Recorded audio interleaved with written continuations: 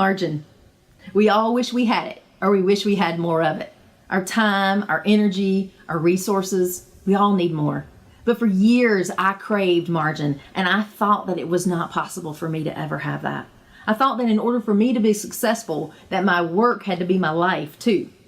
And I bought into that lie of scarcity, that there's never enough time, never enough money, never enough energy, so that I had to just work harder and longer to get what little I could for myself. Then, as a result of living that kind of life, I felt like I needed relief from my existence. So I'd spend money on things that I thought would make me feel better, happier. And all the while, I was just feeding that cycle of scarcity and lack, more and more and more, and what a vicious cycle it is. I lived in the too much and the not enough simultaneously. There was never enough time, always too much to get done, and just never that space to be able to live my life and do the things that I really wanted to do. I never had time in my schedule. I never had margin in my finances. And that's what I craved so badly. I just wanted freedom, and I didn't believe that I could have it until I started working with my life coach several years ago. And I awakened to the truth in that moment that I began to that I could have the things that I wanted, that I could have margin in my life. I could have more freedom. But I had to begin to shift my mindsets and my habits that were keeping me from having margin in my life. Well, let's look at what margin really is. I love Paul Chappelle's definition of margin, and he says, margin is the space between our load and our limits. It's the amount allowed beyond that which is needed. It's the gap between our rest and our exhaustion. It's the space between breathing freely and suffocating. And we crave margin. We all crave margin, but we rarely leave space in our lives, in our schedules, in our energy tank, or in our finances to have margin.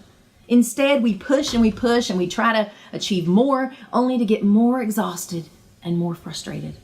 We work hard to make more money, and then we just end up spending more than we make, no matter how much we make. And as a result, our health, our relationships, our work even suffers. And mine ended in deep depression and isolation and adrenal fatigue. And, we've got these great intentions of prioritizing margin in our lives, but we fail to make a plan for actually making it a reality. Do you feel the pain of not having margin in your life? Are you craving freedom, you've just had enough of wishing that it would happen and it never does? Well, are you ready to change your mindsets and your habits to make margin a true reality in your life? Because it is something that we've got to be intentional about.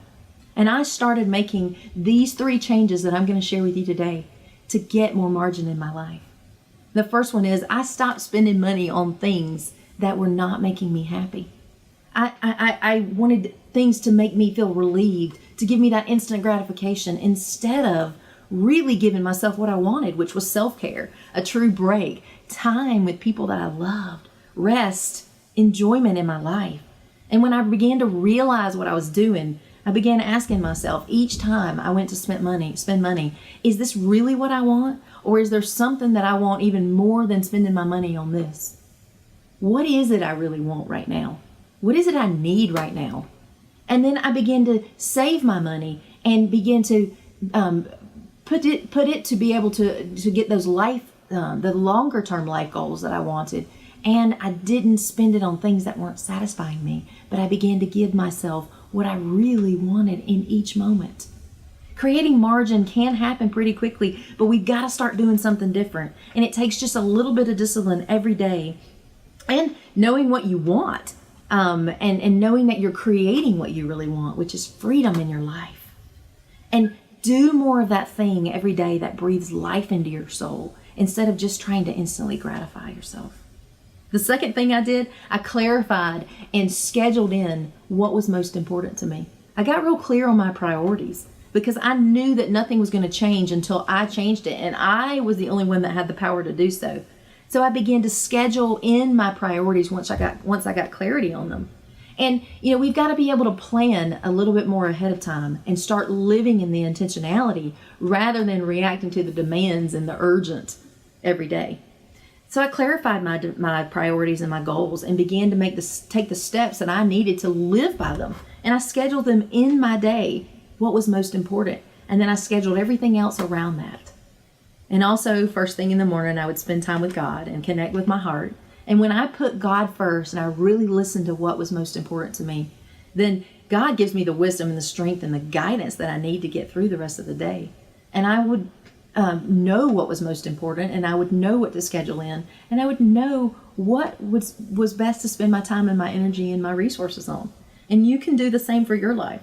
Start today. Be intentional about how you spend your time and your energy in each moment so that you're being your best self and living your best life.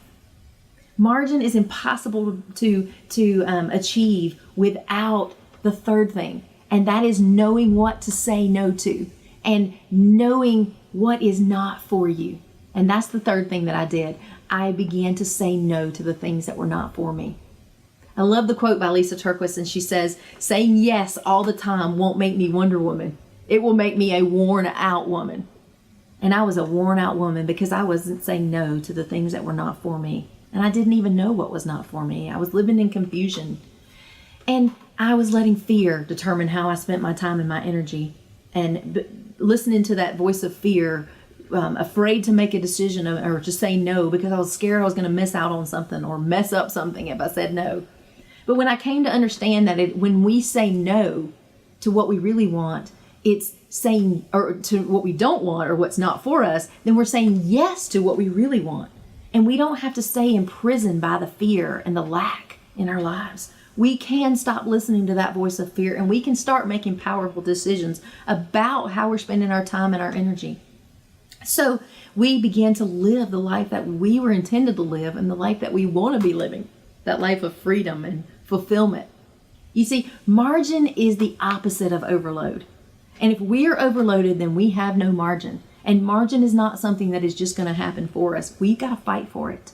We've got to decide that we're going to begin to create it. And not only create it, but we've got to cultivate it in our lives every day. So remember this, margin is the space that separates us from our limits. And if we're going to expect to live our life at 120%, when we max out at 100%, we're not going to have margin.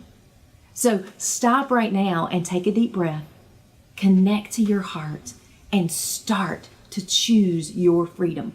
When you choose margin, you are actually more free to unleash your full potential. You're going to create more success in your life faster, and you're going to begin to live with more joy and more fulfillment. Stop staying stuck in that vicious cycle of too much and never enough.